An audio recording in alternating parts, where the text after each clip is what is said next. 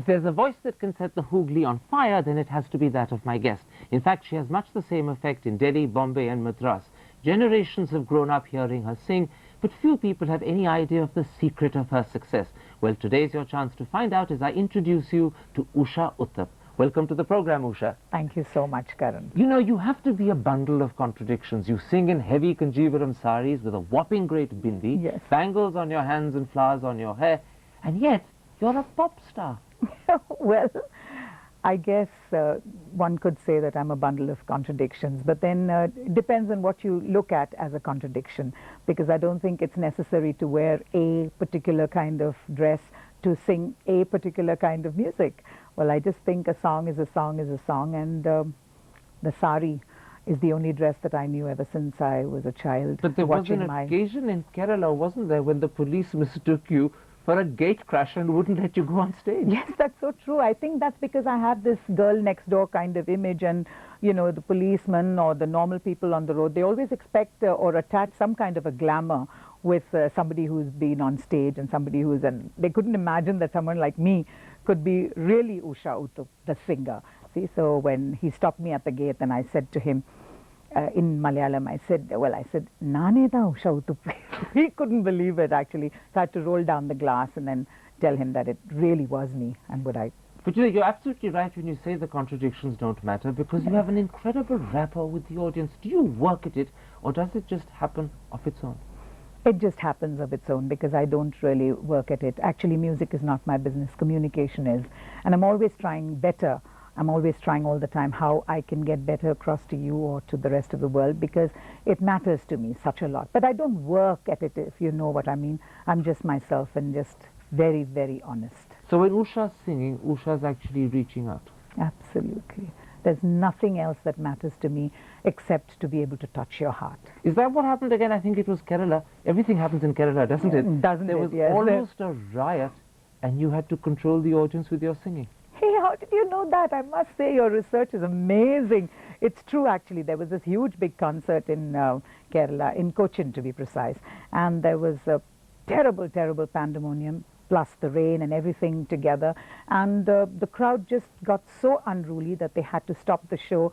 Thank God for that. They stopped the show and they wanted, well, stop the flow of events and asked me to get onto the stage. I think it was simply because I could sing in their language, and I sang Pyara Pyara Cochin Town, Pyara Pyara Cochin Town, and you know, the entire stadium just went absolutely berserk, but in a wonderful way.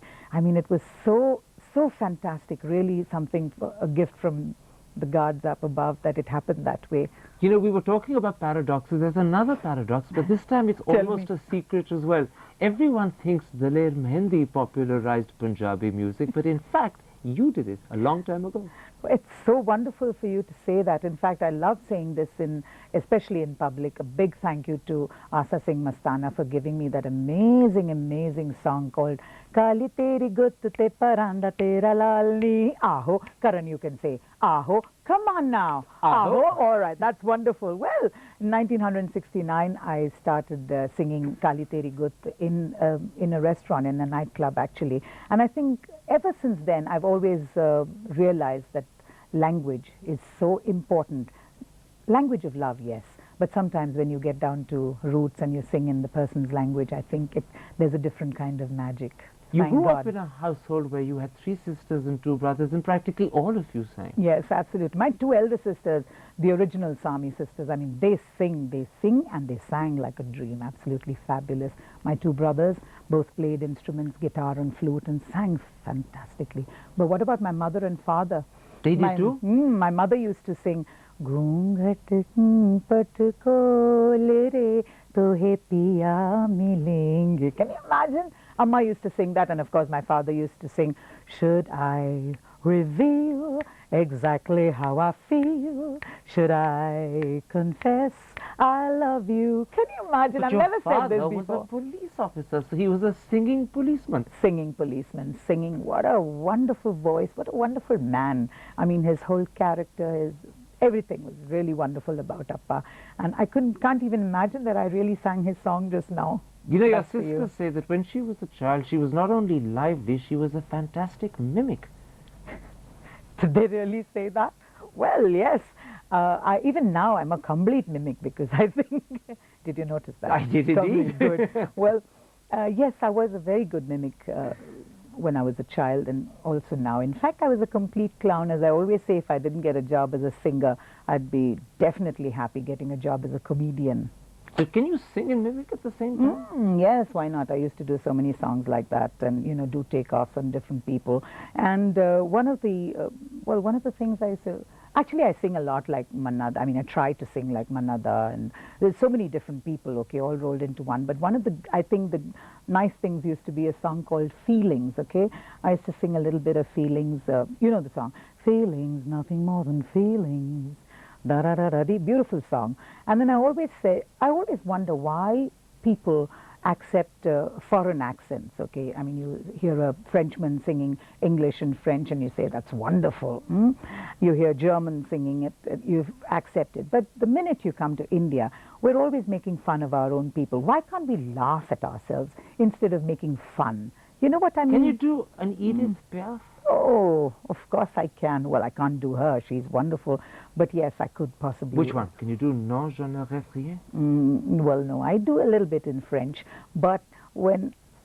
Can I sing you a little bit in French now or a little later? Okay. C'est une chanson qui nous ressemble, toi qui m'aimais et je t'aimais, et nous vivions tous deux ensemble. Toi qui m'aimais et je t'aimais. And if a Frenchman sang in French, I mean in English, with that accent, we'd say, when love walks in and takes you for a spin, ooh la la la, c'est magnifique.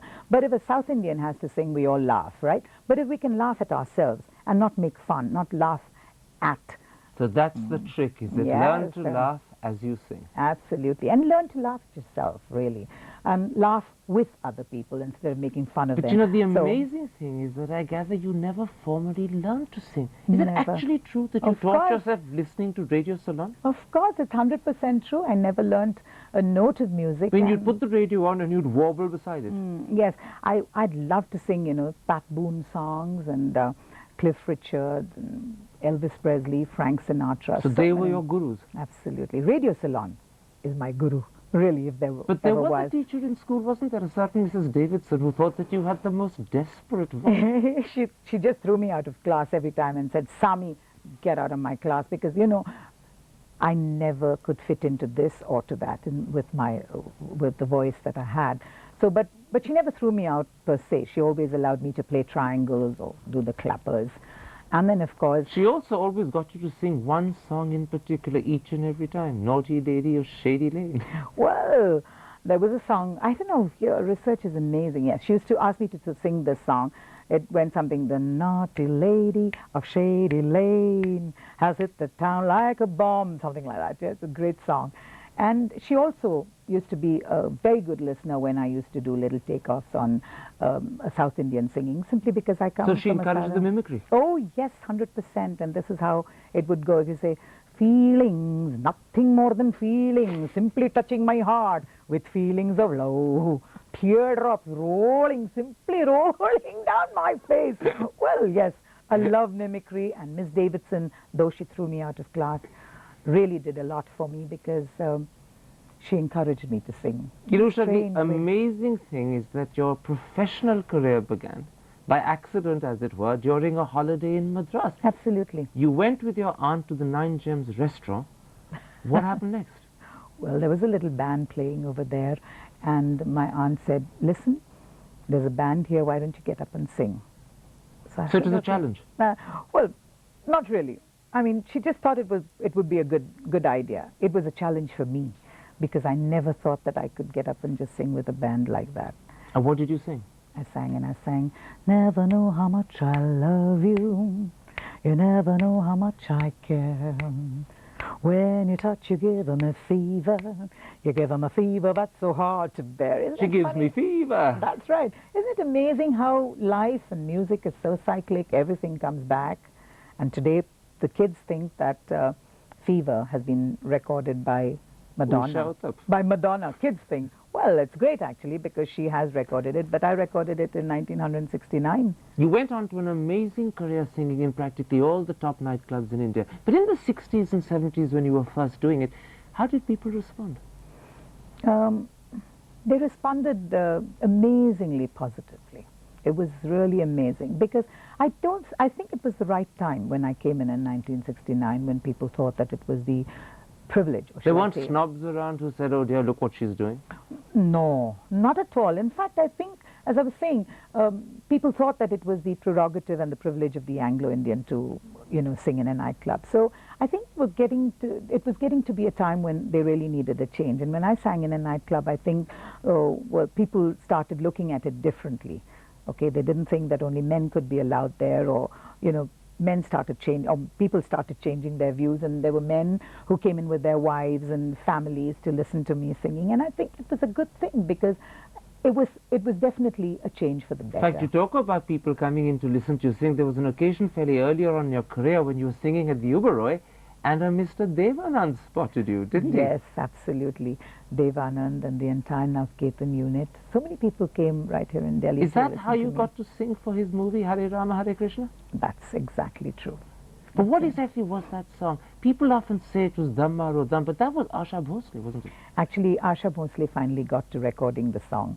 But as I, I don't go on to clarify every time because people think that I've sung the song. But the truth is that I was asked to go for the rehearsal, and the original thing was supposed to be that I was singing a duet with Lata Mangeshkar. Of course, for them, it's probably out of their head because they've done so many songs after that and before that. But for me, it was a milestone because I shall always remember it, not with remorse or anger, but a little bit of sadness maybe. But now I'm very happy about it because people still think that that's my song, which actually sometimes I feel it is, because I was supposed to do the original with Lata Mangeshkar. She was supposed to sing for Mumtaz, the good girl in the movie, and I was supposed to sing for Zeenat Aman, who was supposed to be the anglicized girl in the movie.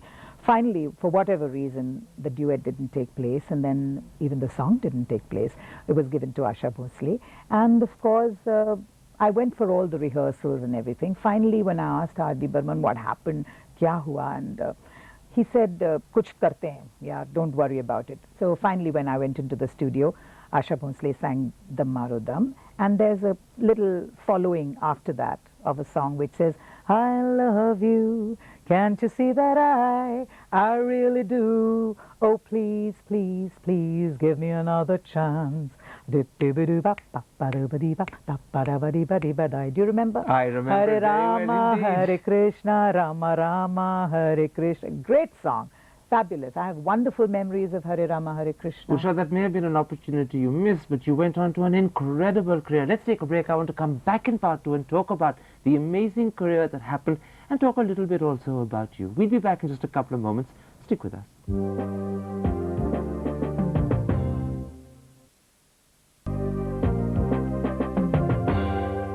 Welcome back. My guest is Usha Uthup. Now, if there's a city, Usha, that you're really identified with, it has to be Calcutta. Does it bring out the best in you? Yes, I think it does, because, Kolkata allows you to be. Kolkata allows you to grow. Kolkata allows you to think. Kolkata also allows you traffic jams and allows you many other things. Kolkata also was, at one stage in the 80s, the city where a minister called Jatin Chakraborty wouldn't let you sing in government-owned halls. He said you were corrupting the innocent and the young. Yes, can you just imagine? Yes, it did happen.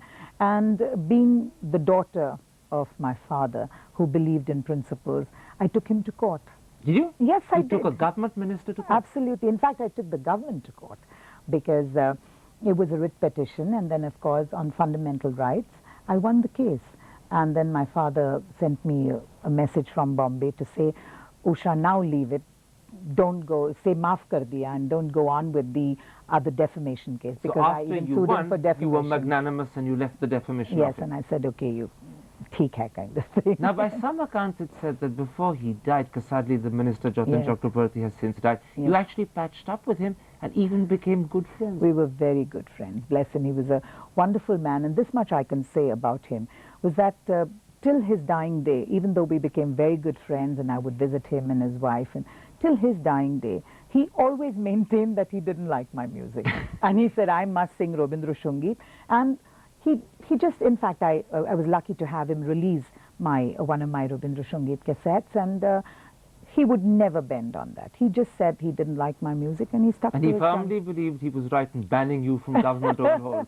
So I think that subsequently he changed his mind and his stand, because I think he himself thought it was a bit too much, you see. When everybody else walked out from the case, including Jyoti Babu and Jyoti Basu, everybody said, you know, she's a wonderful person and she sung so much for the charities that we stand for. So how can we ban her? But it was okay. You know, you've had an man. amazing career. You sing in, what is it, an incredible 13 Indian and 8 foreign languages. That's right. That's a tally that includes Swahili, Russian, that's French, Malayalam. Everything. Let me do you a little bit, okay? Can I? Of course. Okay.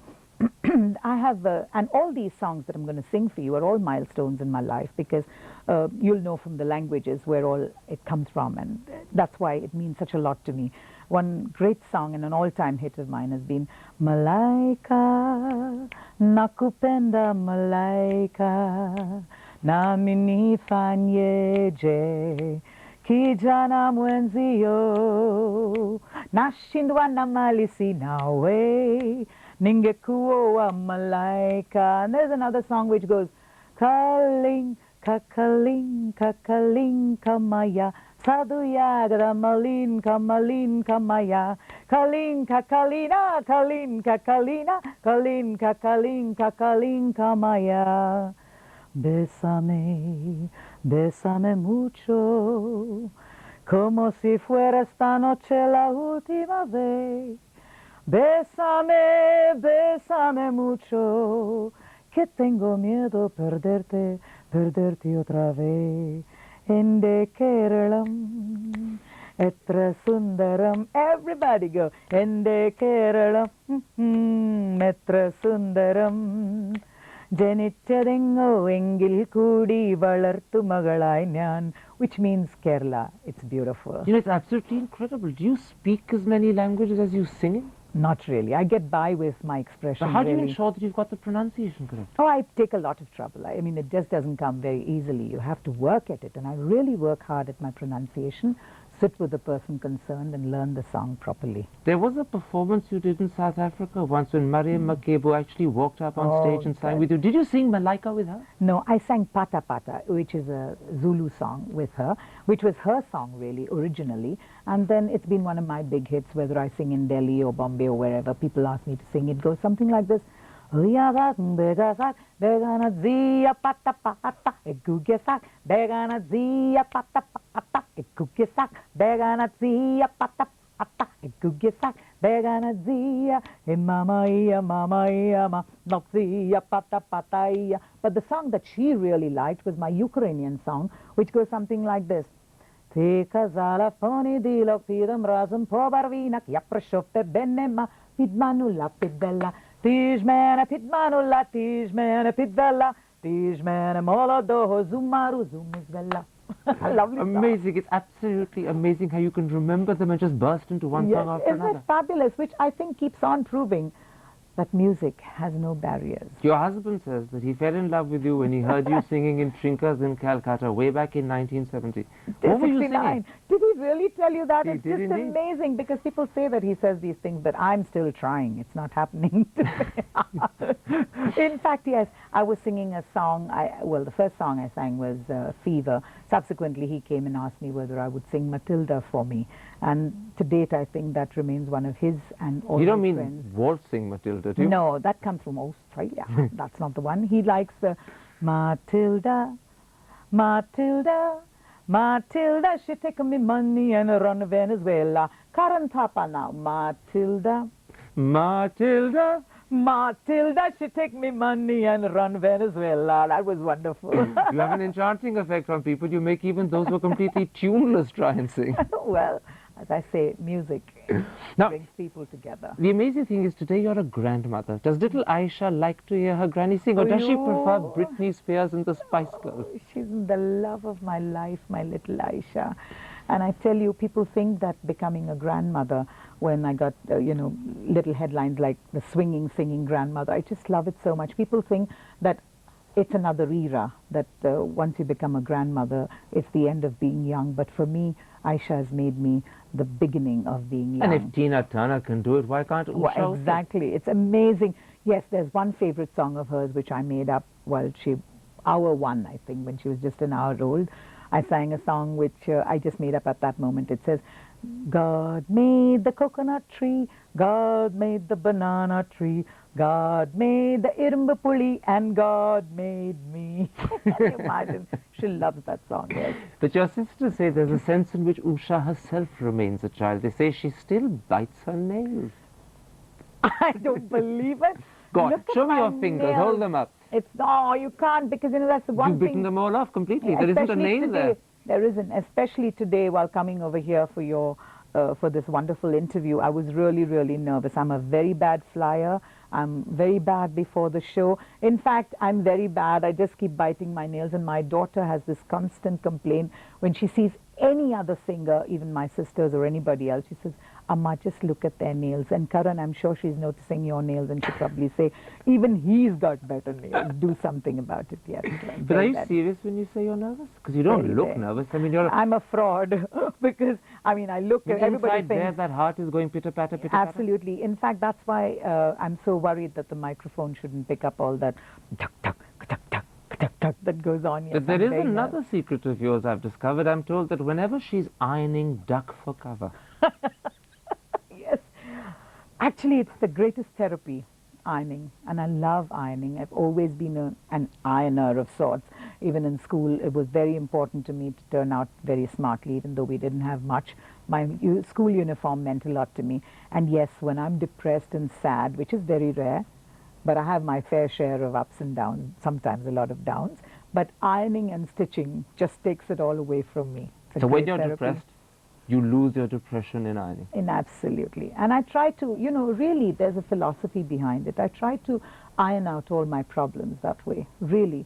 And I wish I had taken my mother's advice and learned to put your clothes out for drying. When you put it out for drying, you straighten out all the folds and everything. It works better that way. Usha, I was talking to a great fan of yours yesterday. When he found out that I was going to interview you today, he said, there's a question you have to ask her. Everyone thinks that her best songs are Viva España, Windmills of Your Mind, or several others like Jambalaya. Yes, but actually. in fact, her favorite is Havana Gila. Was he right or was he wrong? Absolutely right. In fact, I love singing Windmills of Your Mind. I love singing Jambalaya.